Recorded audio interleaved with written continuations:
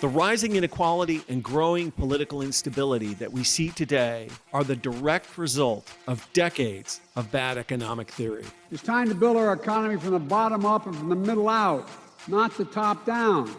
Middle out economics is the answer. Because Wall Street didn't build this country. Great middle class built this country.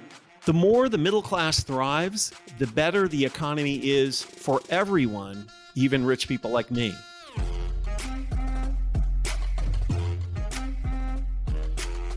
This is Pitchfork Economics with Nick Hanauer, a podcast about how to build the economy from the middle out. Welcome to the show.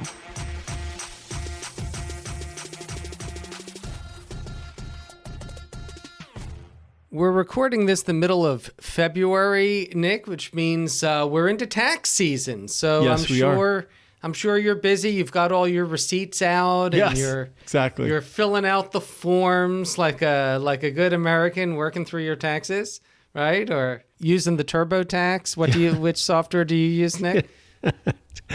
Yeah, not me. Nope. Yeah. And I say this, I raise this, obviously, you're not doing your own taxes, which speaks to, I think, the point of this podcast, that we kind of have two different tax systems in the United States, Nick. There's the one for people like me, where, in fact, I don't actually itemize anymore. My taxes are simpler. I take that standard deduction, but I have to fill out the forms, and I do my taxes myself. I get the download the W-2 from you. Thank you very much, Nick. And a few other 1099s and stuff like that, and I fill out my own taxes. But mostly, the tax I pay to the federal government has all been withheld. Either it's a small refund or I've got to pay a little bit. It depends on how the years go. It's a very different world. Yeah, a much more complicated world. Well, complicated in one way, simpler in another, in that you hire somebody or a team of people to actually not just do your taxes, but manage your money in a way to, minimize, pay less, be efficient. I don't know, what word do you want to use? We definitely try to be smart about it without being unethical about it. Right. And let's be clear, like when Trump uses the word smart, he means unethical. Unethical, exactly. But in your case, you actually don't want to be unethical. You're trying to be ethical. Trying to avoid it. Yeah. It's such a crazy, screwed up system. And, the American tax code today is so riddled with exemptions and, loopholes and deductions and all this stuff. It is impossible for a person who has a relatively complicated financial situation to do their own taxes. I mean, it would just simply be impossible to do it unless you devoted half the year to trying to figure it out and do it. I think that our guest today, David Cay Johnston, would argue that is stupid and unnecessary and counterproductive and worse. Because David has spent, more or less his whole career sort of investigating America's upside down tax system and exposing the loopholes that are in it that advantage the wealthy and big corporations and frankly disadvantage everybody else. Right. And more than just loopholes, Nick, the way it's written and enforced in a way that it really encourages people to cheat. There's a lot of cheaters out there. Yeah, there are. This system is built for cheaters. It is built for cheaters. It is built for cheaters. But I actually don't know that much about that, and it will be very interesting to talk to David about what he thinks and what at a detail level, what actually is going on. My name is David Cay Johnston. I'm a former New York Times tax reporter and a former president of Investigative Reporters and Editors, which is the 6,400-member organization of people who do the kind of work I do. I'm a best-selling author, and although I have never taken a law school class in my life and therefore I'm not a lawyer, I have been on the faculty of the Syracuse University College of Law for 15 years. I used to teach the law of the ancient world, which is a way to get students to understand the underlying theory and principle of modern law. I now teach undergraduates a pre-law course on to get them ready to go to law school. You've done a lot of reporting and writing about taxes. I was hoping, David, that you could explain to me how and why it is that our tax system is structured to advantage Nick at my expense. Well, it certainly is structured that way. American tax law is the most political law we have. It's not based on ancient, well-established principles that have served civilization for at least 2,500 years. It's based on who is able to rent the votes of lawmakers and get them to adopt favors on behalf of people. The official government version of Title 26 of the U.S. Code, that's the tax code, is almost 4,000 pages. I am in the process of writing a book proposing an entirely new federal tax system. Nothing radical about it. Everything in my proposal is well-established existing law. What I do is throw away roughly 3,700 pages of the existing tax code. That's where the favors are for people who own assets, invest in real estate, invest in fossil fuels, and a variety of other things that we favor in the tax code, sometimes for reasons that make sense, but most often for reasons that have only to do with political pull. See, Nick, there, a fellow traveler. We were just talking earlier before you called in that if I was benevolent dictator, my tax code would get rid of all deductions and exemptions but the standard one, raise the standard deduction, get rid of everything else. And now there's, at that point, you put all the lobbyists out of business because there's nothing to jigger around with on to advantage people like Nick. Well, let me tell you that when I first set out on this project, and I began my career as a teenager when I was in high school, writing for two little shopper newspapers in Santa Cruz, California. And I began it with taxes and explaining taxes in plain English, not the way government bureaucrats, hand out press releases that are designed not to be understood. And at the age of 19, it got me a job as a staff writer at the San Jose Mercury, currently the 6th largest newspaper in America. And I was on the front page quite quickly. So I've spent my whole life, not every day of it, but throughout my life, looking at taxes. And there are basic principles on taxes that are agreed on by everybody in the tax business, right, left, middle, apolitical. And our tax code has nothing to do with that. I was very intrigued by something you said a moment ago, which is that our tax code does not reflect, and I'm paraphrasing, I hope I get this right, 2,500 years of experience. So I'm fascinated to know if there are ancient lessons from prior societies on taxes, and is this what you're referring to, what apolitical people think about taxes? Yeah. The basic principles of tax are, first and foremost, ability to pay. That's the number one principle. There's no point in trying to tax desperately poor people. They don't have anything. The second principle is convenience. It should be easy to pay your taxes. The third is timing. In an agricultural society, you want to collect taxes after the harvest, not when farmers are borrowing money to buy equipment and seed to plant in the ground. And you want the tax burden you have to be understood. You should know what the rules are and know what to expect so that you can plan in your business.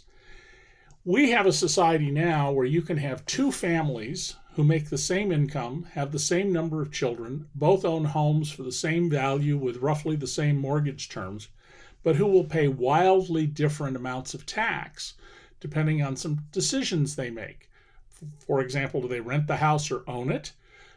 Do they save in a 401k plan pre-tax, as almost everyone does, or post-tax with what's called a Roth? Do they get benefits that aren't taxed? Does one person, because they run their own business, have to pay for their income, their health care? They get a deduction for it, but they pay for it. Or someone else, it's an add-on to their pay. So there's two things to think about here. One is vertical progressivity. The more money you make, the more wealth you have, the more capacity you have to pay taxes, and you are, in effect, giving back to the society that made your riches possible. Because if we don't have a civilized society and you live in the jungle, then whatever group of thugs come along can just steal what you have. The other principle is horizontal equity. Taxpayers who make roughly the same income should pay roughly the same tax. We end up with a country now, though, where people with similar incomes can pay wildly different tax bills depending on whether they own their home or rent, save in a Roth IRA post-tax or a regular IRA, as almost everyone does, pre-tax, whether they get untaxed fringe benefits or have to buy their benefits out of their after-tax income. And we have a situation where we know, because of IRS documents that got out, that we have people who have fortunes literally in the hundreds of billions of dollars who pay no tax. So the principles of progressivity and of equity among similarly situated people that go back 2,500 years, those are just totally violated under our system because the American tax code is the most political law we have. And these violations aren't random. On the issue of horizontal equity, we had Dorothy Brown on the podcast a while back to talk about her book, The Whiteness of Wealth. And she points out the many ways the tax code, maybe not intentionally always, but the tax code is written in ways that tend to benefit white households over black households. Yeah, Dorothy Brown is one of our best scholars on the discriminatory nature of tax. When you hear about critical theory, mostly we hear about it in terms of race theory, but there's critical accounting theory, critical tax theory, etc. And in critical tax theory, you look at the law and say, gee, that appears to be fair and equal to everyone. And then when you look into the detailed rules, the administrative procedures, you discover, well, no, that's not equal at all. It's quite unequal. Critical theory is simply about looking beneath the surface to see how systems really operate, as opposed to the textbook ideal version. David, as you look around the world, whose tax system do you think most closely resembles the ideal? I think that everybody has gotten away from this. We have a global economy, especially when we're dealing with great wealth and large corporations. And we have only 4 significant accounting firms. We call them the Big Four. When I was a young man, there were 8. There are now just 4. And those 4 firms, who you'll see their names on big office buildings in cities from New York and Houston and Sydney, Australia, and Hong Kong, these firms are at the epicenter of tax avoidance, whether it is legal tax avoidance through buying political favors by getting special laws passed, tax avoidance by underfunding the tax police. That's what the IRS are, the tax police, so they can't do their job, or outright evasion. And accounting firms should not be big drivers of an economy. They should be servants of an economy. But because of the capacity they have to distort economic reality when it's seen by the tax authorities, they become enormously powerful and influential entirely on behalf of very large wealth holders and people with very large incomes. And we have people in America who make, in some cases, millions of dollars per day. I'd point out that Larry Ellison, the head of Oracle, his dividends per year are over $1.8 billion. That's more than $5 million a day. And that's just one of his sources of income. And yet I probably pay a higher effective tax rate, that is a larger share of my income in taxes, than he does. Yeah, and no doubt I pay a higher tax rate, effective tax rate than Nick does. Well, I can't know for sure because, Nick, you don't do your own taxes. I do right? not. So you don't really have a good idea of how much you pay. Yeah, but I think it's higher now than it used to be. I mean, the cap gains tax rates went up and so on and so forth. And now you got to pay that in Washington State, unlike your old friend Jeff. Yeah. If like Nick, you're a significant wealth holder, and Nick is one of the most honorable traitors to his class that I know, how much you pay in tax is mostly a function of how willing you are to pay money for tax avoidance vehicles. And some of them work, some of them work but shouldn't work, and some of them are outright shams. I mean, there's a reason I was called many years ago by a prominent Duke University law professor the de facto chief tax enforcement officer of the United States, because I was exposing these sham tax shelters and business owners, small business owners who were boasting, well, I haven't paid taxes for years. I tell everybody that. I haven't been arrested. So you see, taxes are voluntary. By the way, every one of the 15 guys I exposed went to prison, and some of them died there. Yeah. A friend of mine went to prison for 4 years. He didn't shelter his own money. He owned a company that cooked up these tax shelters for other people. Yeah. And he offered one to me, but we passed. We were like, Smart no way. move, Nick. No way. way. I mean, there are tax shelters that work. And here's one of the most fundamental principles in tax. Any tax advisor who's sophisticated will tell you that a tax you can defer for 30 years is no longer a tax. It is a source of profit to you, because the earnings by investing the unpaid tax dollars will vastly exceed the tax, on which, by the way, during the deferral, there's no interest. So if you owed $1,000 of tax, you don't have to pay it for 30 years. You'll pay it in dollars of 30 years from now. That'll be worth, 40 cents on the dollar maybe. And you'll have earned all this investment income. And while you'll have to pay taxes on that investment income, nonetheless, you'll end up with more than $1,000 adjusted for inflation at the end of the 30 years. And that's one of the big games. Now, for you and me and everyone else, we have a limited time in which to do this. The clock is going to run out on us. But corporations, they exist forever. And if they run out of the life's blood of a company, money, guess what? We put them through bankruptcy, we inject new money into them, and they go on as zombie corporations. They can exist forever. Right. My stepfather is an accountant, a retired accountant, and he once told me that the 4 rules of tax accountancy are defer, defer, defer, and die. Exactly. I did not know that. Exactly correct. I like the first 3. I'm not crazy about the 4th. Well, maybe you're rich enough that you can avoid that, Nick, but for the rest of us, not so much. So, David, what are the most nefarious practices? I mean, I do have You looking for tips, Yeah, Nick? well, I mean, I do have a team of people who do this, but we are very conservative in the sense that we assiduously avoid anything that smells like a Dodge. Well, that may have been the first time I've ever heard somebody describe you as conservative, Nick. Yeah. But but what are the most nefarious practices? Yeah. Well, let me just lay down a little track about that though first, Nick. There is a big range of attitudes about tax shelters among both individuals and corporations. There are companies that when somebody shows up wanting to sell a tax shelter, tell them, get out of our building. And the other people are like, yeah, you got any friends? You want to bring them? And the same thing applies to individuals. Because there are so many different options about this.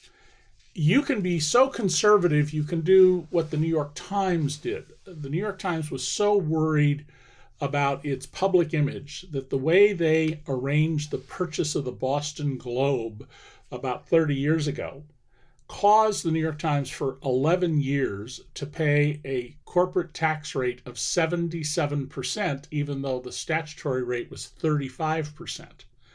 And the reason was they couldn't deduct the goodwill of the Boston Globe, which was most of its value. I had just left the paper when I revealed this, and I assure you they were not happy that I had pointed this out. So one of the biggest ones that's easy for people to understand involves real estate. So you, as an investor, usually with other investors, you buy a building. you get to depreciate the value of the building. That is, the building, in theory at least, wears out a little bit each year. So over a schedule of a couple of decades, you write down the value of the building because you're supposedly going to have to replace it at the end. And those write-downs you get to deduct against your other income if you do it the right way, your salary, dividends, interest, capital gains. And it shelters some of your money. But 20 years later, when you go to close the real estate deal and cash out by selling the building at a profit, the government is supposed to recover the depreciation that you wrote down. And you're supposed to pay taxes on it. So if you wrote down $1 million over the 20 years, you sell the building for $5 million more than you paid for it, you're supposed to report $6 million of gain, the $5 million more than you paid for it, and the $1 million you wrote off over the 20 years on your tax return. This kind of cheating involves hundreds of billions of dollars a year, according to Jerry Kernut, who was the Internal Revenue Service specialist who figured out what was going on. He had every real estate and other partnership tax return in America on his desk at the IRS. And the way you cheat's very simple. You just don't check a box. That's all you have to do. If you just don't check the box, unless you're audited, and partnerships are audited roughly 1 in 500, and you would have to be audited the year of the closing out of the deal, so the odds are tiny. Why, you just go on your merry way and you get that $1 million you wrote off tax-free. Jerry was given all sorts of awards and bonuses by the IRS. They sent him around the country to teach people in every big city who audit for the IRS how to catch this kind of cheating. And the number of cases the IRS has actually brought, as best I can tell from the public record, are 0. The number of cases in New York State, which is a major center of this kind of cheating, not 1 since the 1980s. And that goes to, we don't have enough police, enough tax detectives to police the system, and so people just get away with this stuff. And imagine that you had invested in one of these, and you had this big profit, and the IRS comes after you, as happened in Pennsylvania after they hired Jerry Kernut following his retirement from the IRS. Pennsylvania is almost the worst state in the country to detect this kind of cheating because of peculiarities about its tax laws. The company that he caught that owed a fortune, tens of millions or maybe $100 million in taxes, they immediately hired lawyers and began consuming the resources of the state to fight them, trying to get them to settle for pennies on the dollar, which is very often what happens. So at the risk of poking a bear here, is this some of what Donald Trump has done to, he brags about paying low taxes? Donald is a blatant tax criminal, and I'll give you my 2 favorite examples to establish this, and you'll see that. 8 years ago, I broke the story that Donald Trump had been tried twice for tax fraud, income tax fraud. Now, these were civil trials, not criminal. He lost both cases. In both cases, he had submitted as part of his tax return something called a Schedule C. That's what gig employees and freelancers and sole proprietors do. There are many millions of these the government receives every year. Well, this company didn't exist. It had no revenue. It had no business records. Donald took over $600,000 in deductions, even though he had no receipts, no evidence of anything. One of the 2 judges who heard this case, these were city and New York State trials, put Donald Trump's longtime tax lawyer, Jack Mitnick, under oath because the tax return in the public record did not have what's called a wet signature. There was no ink pen signature on it. And he asked Jack Mitnick, Trump's guy, "Did you prepare that tax return?" And Mitnick said, "No, Your Honor, neither I nor my firm prepared that tax return." Donald Trump forged his own tax return by forging the signature of his tax guy. And he lost in both cases. He had to pay the taxes he owed. But he was put on notice by doing this that this is illegal and you may not do it. Well, when we got Donald Trump's tax information recently, It turned out that in the recent years, including when he was president, he created about 65 similar phony companies that have no business, they don't exist, and he took deductions for them. And in fact, I wrote a piece in the New York Daily News saying to Alvin Bragg, the district attorney there, you've got an easy to make fraud case here. Donald Trump was on notice that it's illegal to do this. He did it 65 times in a couple of years, and you can easily convict him of tax fraud for doing that. And I suspect if we had tax transparency like we used to have when tax returns were public, literally 100 years ago, in 1924, we would discover lots of this kind of tax cheating, Goldie. Let's use that. Let's transition there into how to fix the system, because that's a proposal I've seen put forth a number of times that we should. A big fix would be just making tax returns a public record. So, Nick, you could see my tax return. I could see your tax return if I had, several weeks to do that reading. And but what else? What else might would you propose to address this egregious tax system we have? Well, first of all, we don't need to make the tax return public. What we need to make public is here's your income and here's the tax you paid, so that people will check up on one another. And it used to be until about 50 years ago that you could ask the IRS, hey, my neighbor Joe here, did he file his tax return? And they would tell you if that person had filed their return and paid their taxes or had an agreement to pay them, which is the functional equivalent. And Congress stopped that. And the argument is that this is a private matter. You think between Google and Apple and all the data companies out there that they don't know and roughly how much money you make, Goldie, or I make? What our house is worth. I mean, you're a city school teacher. It's public record. My wife was the CEO of a $600 million charity. Her salary was public record. And the commercial purveyors all know roughly what kind of income you have. So I'm not impressed with we have to have secrecy argument. But there are other simple things. I use tax filing software. They know. Yes. So there's some simple things I propose in my forthcoming book to simplify the tax system. The first one is, in America, one of the things we have are two income tax systems, separate and unequal. Workers have their taxes taken out of their paychecks before they get the money, and wherever they work, there is a person, usually an executive, who is personally responsible for making sure the taxes are withheld and turned over to the government, because if they don't do it, they are personally liable for those taxes, so they make sure they get paid.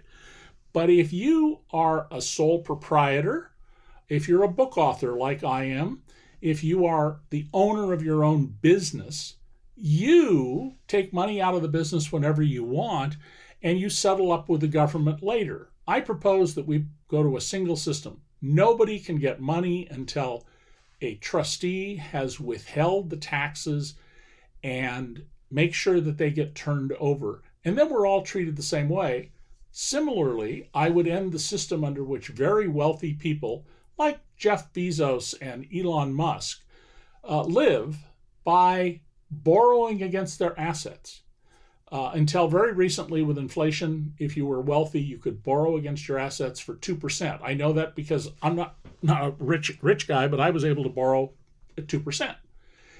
And who would pay the government a 20% capital gains tax rate when they can borrow against their assets instead? And then the next year, if you're wealthy enough, you roll your loan over, you take out a new one. So if you have $1 billion and you need $5 million a year for your lifestyle, and you just keep running up the loans, you'll never pay hardly anything because you're paying interest at 1/10 the rate, or maybe just 1/4 the rate of the lowest government tax rate. Right, because you'll never realize your gains, so you'll never pay a capital gains tax. I would like to mention, though, you can do this. And for Bezos and Musk, of course, it makes perfect sense, because when you have fortunes that large, it's impossible, almost inconceivable that something bad could happen. But my God, in the tech business, there are so many stories of people who tried that gambit, and then the stock went down 50 or 75%. And now you have these giant loans. And the loans are called, right? Because your collateral is no longer Absolutely. big enough. And then you have to sell the stock, which generates a taxable event, and bankruptcy follows. I know a bunch of people who have done that. Will somebody not think of the poor billionaires like Nick instead of just focusing on the rich billionaires like Elon and Jeff? I just want to say I am 100% with David on this practice. It's ridiculous that somebody like Musk and Bezos don't pay any tax. You should just, I don't know what to do, but if you have more than $1 billion in assets or 500 million or whatever it is, you just will pay a minimum tax. This strategy only works if your fortune is, maybe 100 times larger than your annual consumption. Yeah, astronomical. Right. And you have to have a large part of your fortune in assets that we used to call blue chip assets, not highly speculative ones where the stock runs up and then bingo, the company's gone. But they're always fools being separated from their money because they think they can get a free lunch. What else would you do? This is a little off tax, but it's the center of tax. If we had the French or German healthcare systems, and the French system is the best in the world according to every study that's ever been done that I'm aware of, it would save us about 6.3% of our gross domestic product. It's gone down a little bit now, maybe just at 6%. Now, does that number mean anything to you? I mean, I deal with this all the time. 6% of GDP, what the heck is that? Let me give meaning to that number. All of the income taxes paid by people who make less than $500,000 a year equal what we spend on health care above the French and the Germans. And they have universal care. We only have 90% coverage, and another 30% of people have crummy coverage. Nobody goes bankrupt and loses their home in France or Germany over medical bills, but it happens all the time in America. What I'm giving you is a statistical number because there would obviously be effects from having a universal national health care service. But even if we couldn't raise the threshold for income taxes to $500,000 a year, by the way, that's most of the taxes come from people who make over $500,000 a year. What if we could raise it for $100,000 for one person, $200,000 for a couple, or even $50,000 for one person and $100,000 for a couple? It would have enormous beneficial economic growth effects for America. So that's another thing that I would do. And then here's one of the most important things we should be doing with tax. I propose that we have something called a LIA, a lifetime investment account. So you are able to save and build up some money, and you have done pretty well because you bought Apple stock or some high-tech stock. And you say, gee, I really want to get out of that, and I'm going to buy electric utilities because they're a lot more stable and they pay a dividend. Well, you go, a big capital gains tax. And so people hang on to the risky tax because they're risk averse and they don't want to pay the tax. Under my plan, all your stocks and things would be held in this LIA. You could own your business in a LIA. If you want to sell Apple and switch to electric utilities, you would not owe any tax at the time, except on money you withdraw from your LIA to spend. Each of us would have an individual account. When you die, as we all are going to do, the taxes that are in that account are due. Wouldn't you rather pay a tax after you're gone than during your lifetime? Now, what about your spouse? Well, under my plan, your spouse can use your box until your spouse dies. And what happens if your spouse, as happens in Japan, marries a much younger person to avoid this and do it again? That doesn't work. My box, my wife can have when she dies, my box gets emptied, and her box gets emptied as well. Is this pretty much what you're describing? Is it like a traditional IRA in which you can put as much money into but take money out of at any time and just pay taxes on the money you take out? Goldie, that's exactly what I'm proposing. You wouldn't get a deduction for the money you put into the plan. You'd put in after-tax money. And as long as you leave it there, you can trade this company's stock for that company, do whatever you want with it. There's no tax effect. But when you withdraw, now you owe your taxes. And when you run out of time, then you're going to owe your taxes on the gains. Would this be in addition to Roth and traditional IRAs, or just like replace them both because it actually has features of both? I would replace all of those things. Complexity is the friend of the chiseler and the cheat. I want to simplify the tax code. I want to make it as simple as it can be and eliminate loopholes and try very hard to have a system that treats everybody equally and that meets the ancient principles of ease of paying, etc. I love it. Yeah. Okay. So we've gone a little bit over time, which is fine, but we should wrap it up, David. And you've answered in detail one of our big questions, which was, if you were a benevolent dictator, what would you do? And you have explained that. But one final question is, why do you do this work? I've always been very interested in power and the exercise of power. And I had a very unusual sort of upbringing. My mother was an only child who was a disowned heiress, and my father was a disabled World War II veteran, a very smart guy, but he had only a third grade formal education. And I watched how the system and employers and whatnot treated them. And it made me very interested in how people exercise power. And many people are prudent and thoughtful and caring, but there are a lot of people who are bad actors. And far too often, our laws and policies help the bad actors and punish people who behave well. And I've been trying to show that in my journalism since I was 17 years old. That's a beautiful story. I love that. I love that.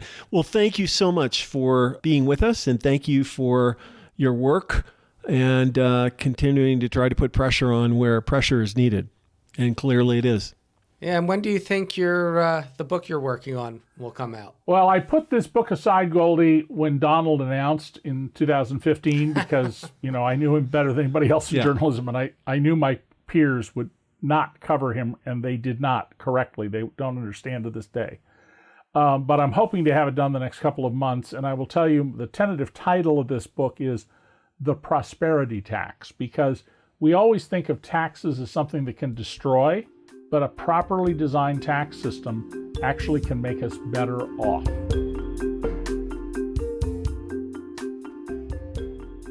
That was a fascinating conversation, and there are so many dumb things in the tax code that make it easy to cheat.